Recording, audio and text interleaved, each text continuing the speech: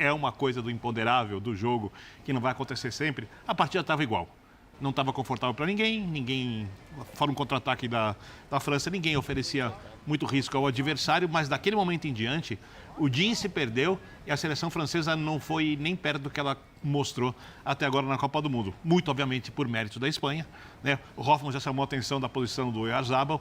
Os laterais eu assino embaixo, também falando isso desde a Copa do Jailson, do que vem acontecendo. Acho, inclusive, que se a Espanha for campeã e os laterais conseguirem manter o nível na decisão contra qualquer uma das seleções, você tem que olhar para 3 jogadores, provavelmente, como jogadores da Copa do Mundo, ou um dos laterais, eu vou mais com o Cucurella, ou o Rodri, né? Mas, obviamente, a Copa do Mundo não vai dar o prêmio de melhor jogador do mundo para um lateral, mas ambos os laterais fazem uma Copa do Mundo espetacular e o Cucurella com momentos, assim, de nível muito alto.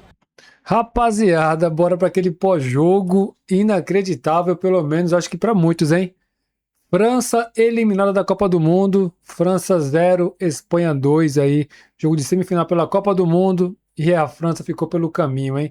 Eu esperava pelo ataque da França que a França iria chegar na final e ser campeã. Sinceridade, hein? Pelo menos o que eu ia a França apresentar, mas é isso, cara. Do outro lado, uma Espanha, futebol, meus amigos, futebol é isso. Imagina o Brasil chegando, cara. Nós tomar um couro dessas seleções aí tão grande. Então, realmente, foi até bom ter ficado para trás. Deixa já o likezão, se inscreve, deixa também o hype, muito importante aí no canal.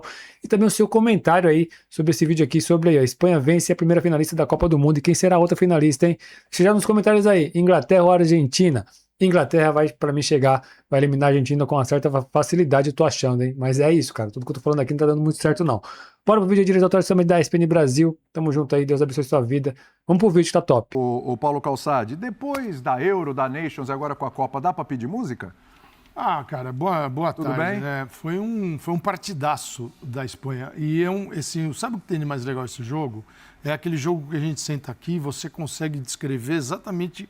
Você não consegue dizer o placar, porque ninguém pode adivinhar que o Digne vai fazer um pênalti daquele. Exato. E isso condiciona bem a partida numa Copa do Mundo. Você meio que adivinhava. Você no programa que a gente debate. Outra coisa, não sei se vocês lembram, quando a Espanha se classificou, que definiu essa semifinal, começou a ter um embate aqui do Birner com o Calçade, o Barcola, o Dembélé, o Olise, porque não sei o quê, com o Olise, com o Rodri e tal, como é que vai ser.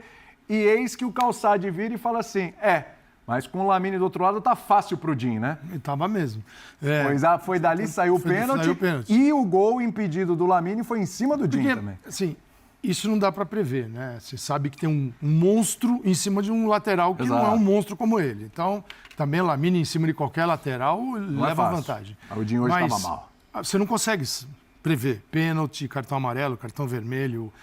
Por exemplo, a França teve um contra-ataque muito perigoso no início da partida, por toda adiantada da Espanha, Baita que quase o Cubarsí agarra e poderia ter sido expulso de campo. É outro jogo, tá? Então essas coisas ninguém consegue. Agora, como o jogo iria acontecer dentro de campo, isso era um dos jogos mais previsíveis que a gente tem hoje em dia. Por quê? A Espanha com a posse e controle total. Foi assim? Foi.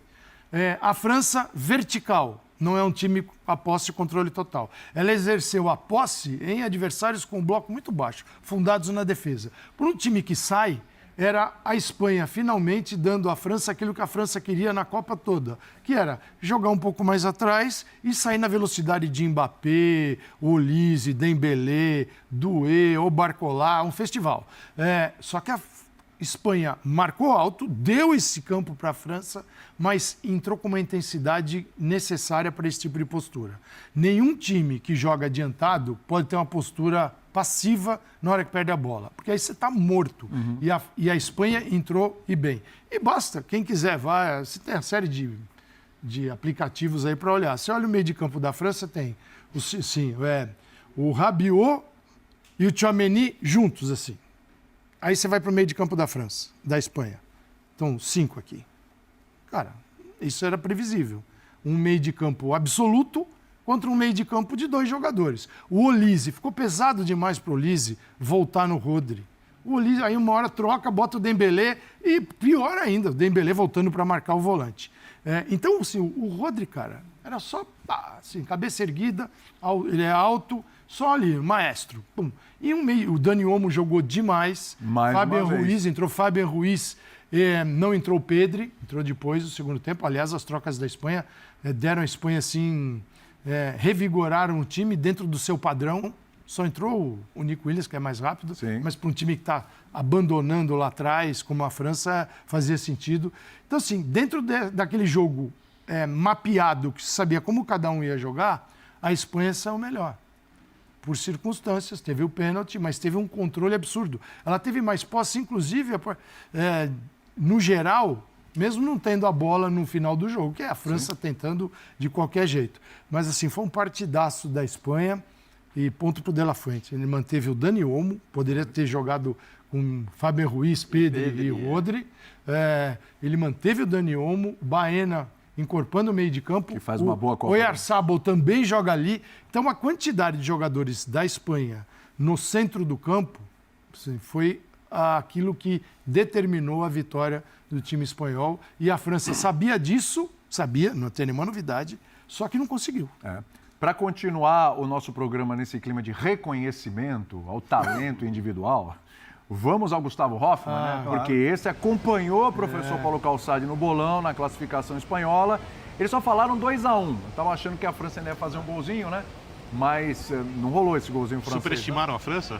Talvez tenham superestimado a França, né, Vitor B? 2-0, mas poderia ter sido mais, hein, Gustavo Hoffmann? Tudo bem com você?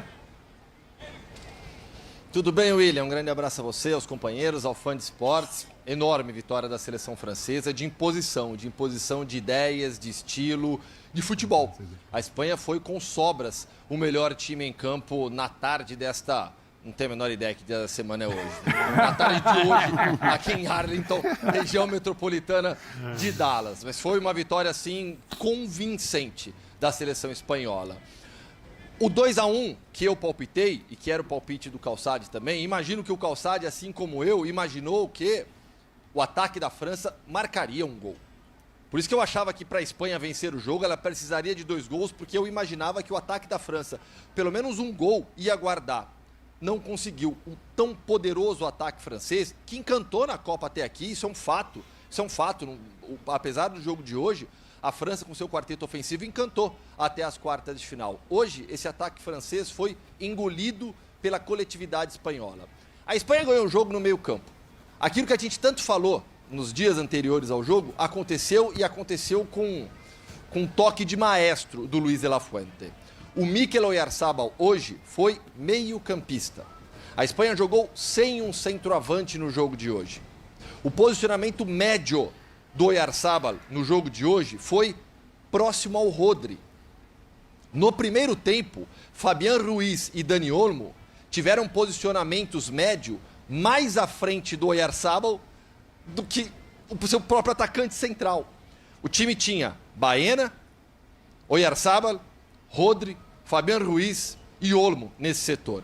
E aí você pega esse gráfico da seleção francesa, principalmente do primeiro tempo, porque aí depois o Didier Deschamps tenta mexer, inverte Olise e Dembélé, coloca o Koné no segundo tempo, coloca o Cherki. Mas o gráfico da França é assustador, porque tem seus 2 meio-campistas titulares, Tchouaméni e Rabiot, isolados no meio. Isolados. Então, algo que parecia tão óbvio, mas a gente imaginava que a França buscaria soluções, isso não aconteceu. Vitória grande da seleção espanhola, com nome e sobrenome dentro de campo, Mikel Oyarzabal, e com um maestro fora, que foi o Luis de la Fuente. Pois é, esse é um ponto, né, Jailson? A questão do quanto o ataque francês, que é tão poderoso, né, foi assim, encaixotado pela Espanha, e os caras, a ponto de, até, sei lá, o segundo gol da Espanha, um pouquinho depois, a gente estava até comentando, o Calçado, não tinha um chute no alvo da França. Tinha. Depois, no final, teve, né? Porque primeiro aí, tempo passou. aí vem a pressão, vem, né? Foi o Mbappé tentando, né? Exatamente. Cara, fora isso, a França não tinha acertado o alvo, cara. Foi um atropelo. Boa tarde, William. Boa tarde aos companheiros. Boa tarde, Hoffmann. Cara, foi um atropelo, sinceramente. A gente tinha essa expectativa, assim, que o Hoffmann falou, em relação ao meio-campo. Eu imaginei, em determinado momento, que poderia ficar pesado, como ficou pro Olise, mas eu não imaginei, por exemplo, que o Rodri fosse deitar. O Rodri, para mim, ele deitou no jogo. Da forma que o Calçade falou. cabeça erguida, tapa para um lado, tapa para o outro, conseguindo distribuir muito bem as jogadas. E aí o Olise começou a cansar, né? Porque ele estava tendo que baixar o tempo todo para correr atrás do Rodri e fisicamente ficou pesado, ele não aguentou.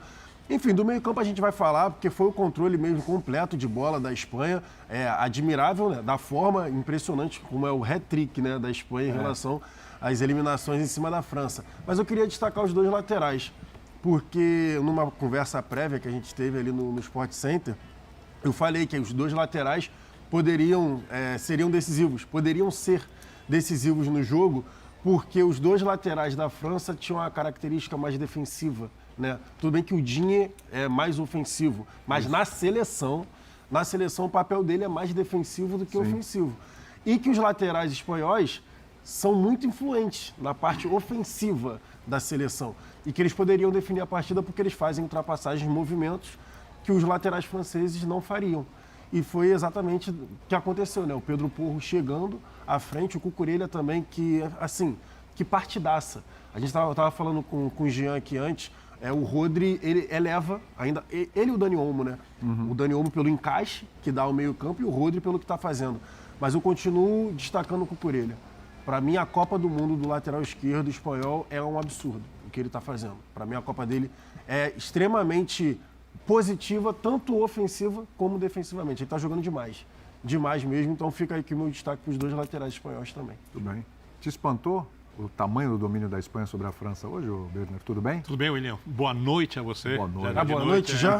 Boa noite, desculpa, é verdade. Jean, Boa noite. Calçade, Hoffman, boa noite aos fãs do esporte. Espanto não, mas foi acima do que eu imaginava que podia ser, até se conseguisse impor o seu jogo de posse de bola como fez. Porque a gente falou muito, era um duelo, né, do jogo agressivo da Espanha contra um jogo da França, contra um jogo de controle da Espanha. E foi uma aula. Uma aula. No começo do jogo, até o pênalti bobo do Digne, e o Eugênio falava muito sobre o imponderável ontem, aqui no Linha de Passe, e o pênalti é uma coisa do imponderável do jogo, que não vai acontecer sempre. A partida estava igual. Não estava confortável para ninguém, fora um contra-ataque da França, ninguém oferecia muito risco ao adversário, mas daquele momento em diante, o Digne se perdeu e a seleção francesa não foi nem perto do que ela mostrou até agora na Copa do Mundo. Muito, obviamente, por mérito da Espanha, né? O Hoffman já chamou a atenção da posição do Oyarzabal. Os laterais eu assino embaixo, também falando isso desde a Copa do Jailson, do que vem acontecendo. Acho, inclusive, que se a Espanha for campeã e os laterais conseguirem manter o nível na decisão contra qualquer uma das seleções, você tem que olhar para 3 jogadores, provavelmente, como jogadores da Copa do Mundo, ou um dos laterais, eu vou mais com o Cucurella, ou o Rodri, né? Mas, obviamente, a Copa do Mundo não vai dar o prêmio de melhor jogador do mundo para um lateral, mas ambos os laterais fazem uma Copa do Mundo espetacular e o Cucurella com momentos, assim, de nível muito alto. E acho que faltou ali para a França um pouco de soluções, talvez um pouco de demora para mexer com a saída do Olise, que estava morto no jogo, e era um jogo para ele, era um jogo para ele circular, para ele ser o cara que faz a França ter um pouco mais de bola, a bola rodar no pé dos atacantes, mas ele foi engolido pela marcação da Espanha, que começa com a posse de bola, ou seja, nesse choque de estilos do jogo do encanto, do jogo bonito, do jogo agressivo, do jogo que todo mundo, ou quase todo mundo, gosta de ver, porque gera muitas chances de gols e humilha os adversários às vezes jogando só futebol, contra o jogo do controle, o jogo pensado, planejado, de ocupar espaços, de ter a bola, venceu a segunda opção, é do futebol, só que não dá para negar. Está acontecendo demais com a França contra a Espanha. Rapaziada, deixa o like no vídeo, se inscreve, ativa a notificação, distribui um hype aí, comenta a sua opinião, é muito importante. Bora continuar pro vídeo que tá top. Vitor Bini mandou real. Vamos ver o que vai falar os outros comentaristas. Tamo junto. O popular do futebol se estabeleceu uma freguesia agora, hein? E olha que é uma freguesia que é uma brigada, porque a gente tá falando da França, cara. Da França. Não é uma freguesia contra qualquer seleção. É a França. Impressionante. Pois é, uma freguesia. A gente falava que são as 2 melhores seleções do mundo antes da Copa do Mundo. Acho que a Copa, de alguma maneira, confirma isso. Todo mundo sabia como o jogo ia transcorrer, quer dizer, aquilo que a Espanha queria ser, ou queria ter, ou queria fazer. Em relação à França, você poderia ter uma dúvida ou outra, mas a gente sabia também quais eram as forças da França, e aí me impressiona demais o que fez a Espanha, porque me impressiona demais a confiança que a Espanha tem no seu jogo, no seu tipo de jogo. Independe do adversário, independe da competição, independe do contexto, ela confia demais naquilo que ela sabe fazer tão bem. Então essa troca de passes, a tranquilidade com que ela fica trocando passes, pode ser na defesa, pode ser no meio, pode ser no ataque, ela vai trocar os passes dela. E é trocando os passes dela que ela criou muito mais chances perigosas de fato do que a França, foi trocando passes que ela impediu uma seleção até então temida e avassaladora na Copa do Mundo de jogar. Porque para mim foi o que aconteceu. A França não jogou. A gente até pega as estatísticas, vê umas finalizações da França por causa do finalzinho. Tudo no final. 2-0. 2-0, ela até supera a Espanha. Aquele abafa, você baixa, você fala, não, tudo bem, se sair o gol, beleza. Mas assim, não fosse isso, a Espanha não deixou a França jogar futebol. E aí fica de novo uma aula do futebol coletivo, né? É uma aula do futebol coletivo que a gente viu o PSG com as suas recentes reformulações fazer, né? Quer dizer, quando o PSG passa a ganhar a Champions League é porque ele passa a olhar para o futebol coletivo e não para o futebol que aposta em craques, que aposta em individualidades. E eu quero ressaltar, não estou diminuindo a França nesse caso, tá? Mas eu estou exaltando quem joga futebol coletivamente, quem tem uma ideia de jogo tão Luiz coletiva Henrique, e confia nessa ideia para ganhar os seus jogos, e foi o que a gente viu acontecer, cara. Então, é um negócio impressionante e eu acho que a Espanha tá muito de parabéns e eu entendo quem acha chato, quem não gosta tanto, mas vou te falar, eu gosto, eu acho demais ver a Espanha jogar desse jeito. Sim, fala Hoffman. Luiz Henrique, o técnico citado do time citado pelo Jean, Luiz Henrique, treinador espanhol, 1/4 dos técnicos da próxima Premier League vem da Espanha também, não é à toa não. E eu provocação barata aqui, eu me divirto porque o jeito da Espanha jogar irrita cada vez mais os fãs, acima de tudo, da agressividade, do jogo forte, de transição, de velocidade da Premier League. E eu venho falando muito nisso, né? Que esse jogo de transição rápido, de intensidade, que é a palavra-chave para melhor defini-lo, ele é um jogo mais atrativo, gera mais entretenimento acima de tudo, e eu respeito isso, eu entendo isso, mas não é a única forma de se jogar e de se ganhar jogos de futebol, e a Espanha está aí para mostrar, né, já há um bom tempo. Eu gosto da bola no pé, e acho que repito aqui o que falei a Copa toda, o que falta para o Brasil é ter um meio de campo que dê significado para o jogo. E você ter um meio de campo que controla o jogo não significa que você não vai marcar gols. Quem tem Lamine Yamal e Nico Williams bem, não era o caso dessa Copa, não pode estar tão distante assim do gol adversário. Então, esse controle é uma questão de formação, é uma questão de entender que, cara, você joga com a bola.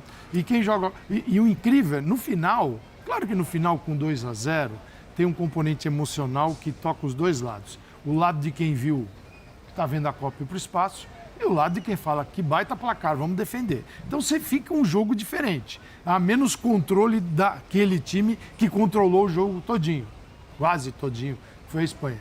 Mas com 1-0 e até metade do segundo tempo, eu falava assim, gente, a França precisa recuperar essa bola para começar a agir. E não acontecia isso, cara. Era a França ali olhando e a Espanha para cá, para lá, então, e gira, e toca.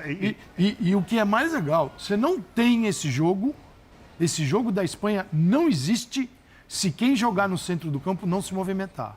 Você só troca passes com quem se movimenta. Você não troca passes com quem fica parado. Quem fica parado é jantado pelo adversário. E aí é só basta olhar quem tem a bola, quem está do lado. É para cá, para lá, saindo da marcação e recebendo. Cara, se isso não é bonito, eu não sei o que é. Eu achei a atuação hoje... Eu não sei o que é. Eu gosto de ambos os jeitos de jogar. Eu achei a atuação da Espanha hoje, você fala de beleza, espetacular. Ela subiu patamares, cara. Hoje ela subiu patamares. Espetacular. Lembra que você brincou aqui, você falou assim, é o jogo triste da Espanha, que ainda brincou, jogo triste. Porque faltava o complemento, hoje não faltou. Teve nada disso hoje. Hoje não faltou. E mais quando estava 1-0... Mas o complemento que você pedia, Birner, não veio. Não veio o atacante de lado, mas... Subiu o nível a moda espanhola. Subiu o nível a moda espanhola. O jogo que a Espanha construiu fez chance hoje pra fazer mais. Foi o mesmo jogo das últimas partidas. A diferença é que conseguiu controlar o seu adversário em um nível que não tinha acontecido ainda. A partir de um conceito muito básico de futebol. Se a bola está comigo, você não me ataca. O poderoso ataque francês não existiu hoje porque ele não teve a bola nos pés. Eu resumiria assim, né, Gustavo? Para mim, o que a gente viu hoje foi muito mais a Espanha de 2010 do que a Espanha da Euro de 2024. Porque é isso, ela subiu o nível, é o que o Gustavo falou, trocando passes e chega. Então aquele gol que quase sai, o quase gol do 2-0, que ia ser um golaço ali, acho que do Yamal, né? Nossa, que é bloqueado pelo Upamecano. Aquele gol é a cara da Espanha de 2010, quer dizer, é a cara da Espanha que trocava passes e que chegava ao gol adversário triangulando. Com finalizadores melhores. A Espanha não teve um jogo desse nível ainda na Copa do Mundo. A Espanha... Foi disparado o melhor jogo. Foi muito melhor que contra Foi Portugal. Foi o melhor, claro, mas foi também melhor... era um jogo mais exigente. E o que mais me chama a atenção é que quando a Espanha tinha posse de bola, estava 1-0, o Calçado falava que a França tinha que recuperar a bola, os jogadores da França corriam, os jogadores da França se movimentando. Não pareciam crianças? Exatamente. Do mundo. E é óbvio que você está lá, são seres humanos em campo. Sim. Eles sabem que eles têm o time mais talentoso. Tudo aconteceu favoravelmente a eles na Copa do Mundo. Eles conseguiram lidar com todas as situações. Eles não conseguiam pegar a bola. Isso, exatamente. Eles conseguiram pegar a bola.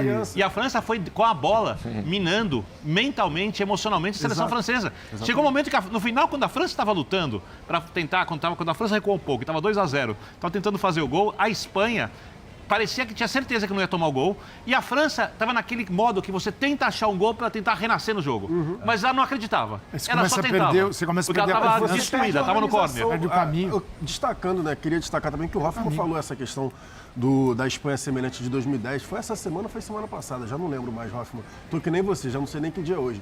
Mas enfim, o Hoffmann destacava essa questão da semelhança com a Copa de 2010. E eu brinquei de parecer criança porque, para mim, a Espanha foi tão... O controle foi tão bizarro que a gente não imaginava... Eu imaginava a Espanha com mais posse. Ter mais posse da bola, claro, ter um pouco mais do controle. Ok, mas da forma que foi... De parecer que o meio-campo da França pareciam umas crianças barata tonta correndo, sabe? Atrás da bola e você não vai conseguir pegar, porque... E aí era o que o Calçade estava falando. Era o Rodri, dava o passe, apontava para cá, dava o gato, aí o Olise ou o Tchouaméni baixavam achando que o Rodri ia estar lá, ele já estava aqui do lado esquerdo pedindo a bola de volta. E toma, vai no Fabian Ruiz, vai no Dani Olmo, vai no Oyarzabal, como o Hoffmann estava falando. O controle foi surreal no meio-campo. O que ninguém imaginava era que a França não fosse criar nada, mesmo que tivesse o meio-campo dominado. Então, mas sabe o que eu acho que aconteceu? Acho não, foi o que eu vi e aí eu queria saber também de vocês. Na hora que a França, no início ainda da partida, eu imaginei que fosse ter uma trocação para ver quem ia conseguir ficar com a posse da bola. Mas eu imaginava que a Espanha fosse ganhar essa trocação e que a Espanha ficaria com a posse. Só que a França tentou subir a linha de marcação. E aí entra o Nais Simon.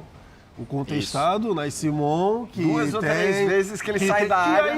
Aí o contestado, Nais Simon, que você vira e fala assim, eu vou pressionar lá, pô. Vou pressionar que ele vai entregar. Aí o cara vai, com toda a tranquilidade do mundo, chama o outro zagueiro pra jogar, chama o lateral, chama o volante. E aí como é que tu vai pressionar? Você diz sair jogando. Tô falando de sair jogando. Como é que tu vai pressionar? Tu não vai pressionar. Ô, Jean, teve uma jogada no primeiro quarto do jogo que, nesse momento que o Jailson cita, que a França, porque assim, os primeiros 15 minutos foram de controle absoluto da seleção espanhola. A partir ali de 16, a seleção francesa tenta subir a marcação, ela adianta a marcação para tentar pressionar a saída de bola da França. Tem uma jogada dessa de tentativa de pressão da seleção francesa, que a bola é recuada pro Nais Simon, e ele dá um passe de primeira, quebrando a primeira linha de pressão da França e já colocando a bola nos pés, não lembro de quem foi, mas na linha já quase de meio campo da seleção espanhola. E é um passe rasteiro, não é que é um chutão. A bola vem, ele já ajeita o corpo e já dá com a esquerda, já quebrando a linha de marcação da primeira pressão da França. Ali eu falei, olha isso, olha a qualidade desse time para resistir a esse jeito de pressionar do adversário. Assim, Rapaziada, futebol é isso, né, cara? Ó, como eu falei no início do vídeo aí, eu tava certo pelo futebol apresentado pela França, cara, que ela ia detonar qualquer seleção que viesse pela frente. Só que aí chega a Espanha, cara. A Espanha é um outro nível de futebol na questão do toque de bola, cara. Toque de bola faz o adversário cansar, ficar buscando, ainda mais que a Espanha sempre foi essa escola de toque de bola. Passou, tocou, passou, os caras da França correndo atrás. E aí que a gente viu o quê? Um ataque da França, sabe, totalmente rápido, ágil, mas para atacar, mas para defender, meus amigos, os caras não conseguiram, entendeu? Os caras não conseguiram defender, entendeu? Olise, Dembélé, Mbappé, não conseguiram voltar, então fazer uma marcação em cima da Espanha. A Espanha foi lá e pá, toque de bola. E também, né, tem que sim falar do lance do pênalti, né, que ali muda o jogo, cara. Que são duas seleções ali realmente fortes que vão buscar, né, o jogo, e aí o lance do pênalti muda tudo, que é 1-0 ali, cara. E um lance, e o quê? O que eu penso, tá? Assim, um lance muito rápido, mas, cara, se o cara tá ali de costa, os outros zagueiros tá vendo, o goleiro grita pro cara, tenta, tá chegando, não sei, tem que fazer alguma coisa. Não falaram nada, o cara foi tentar chutar a bola, vem ali o Yamal, 1 milhão, pênalti. Pênalti muito bem marcado, não tem nem o que falar. O cara nem reclama, vai falar o quê? E ele faz assim ainda, né? Tipo, como se não tivesse feito, meu, pênalti claríssimo ali. E ali abriu o placar 1-0. E aí, cara, vou falar, a Espanha jogou um futebol realmente gigante, coisa ainda de se ver. É uma França que ficou na roda, cara, na roda. Ali no finalzinho do jogo ali que a França tentou alguma coisa, né, de pressionar, mas realmente o que fez hoje a Espanha mostrou que o futebol, cara, ele é uma caixinha de surpresa, nem sempre vai vencer o favorito, como a gente viu aí. E é aquilo, cara, como que nós brasileiros aí, o nosso Brasil tá longe, longe dessas seleções aí, tá? Essa é a grande verdade, nós estamos aí anos-luz longe desse futebol aí que a gente viu a Espanha jogar, a França jogar, a Inglaterra também buscando, a Argentina na garra, entendeu? Falta muita coisa pro Brasil aí tentar chegar nos próximos anos aí, sabe, em um nível pelo menos próximo dos caras. Entendeu? Se a gente fosse pegar a França, era vai tomar um couro. Se a gente fosse pegar aí a Espanha, ia tomar um couro. Se a gente fosse pegar a Argentina, então, os caras pela raça, era pancada. Inglaterra também jogando muito bem. E agora é aquilo, né? Secar a Inglaterra e a Argentina, né? Para que a Inglaterra passe, né, cara? Porque aí, meu, se a Argentina passar, eu também acho que perde da Espanha, mas, meu, parece que os caras têm um. Parece que tá, tipo assim, tudo girando pra ser campeão de novo argentino, né? Assim, sei lá, sabe? Mas hoje que eu vi o futebol da Espanha, se a Espanha manter o Cucurella, cara, joga demais, velho. Joga demais. Tem um lateral ali que o Real Madrid contratou um lateral top, top, top, top. Um jogadorzaço que jogou hoje os dois laterais da Espanha. Fora o meio campo, cara. O Rodri, meu, não tem o que falar, tá? Só tem que bater palmas aí pra Espanha. Parabéns, tá na final da Copa do Mundo, né? E é só elogiar que elimina uma França forte pra caramba. Não é forte, não é forte, muito forte. E a França hoje não encontrou nada. Mbappé, vários chutes ali, mas hoje não foi o dia. E parabéns aí, Espanha na final da Copa do Mundo 2026. Deixa o like, se inscreve, ativa as notificações aí, que Deus abençoe a sua vida, a sua família. Em Jesus Cristo, Ele é o caminho, a vida, é a verdade. Tamo junto, temos vídeo aqui do canal Goga Futebol. Espanha aí quem na final, hein? Comenta aí, Inglaterra ou Argentina? Inglaterra, né? Tamo junto aí. Valeu, fui, é nóis.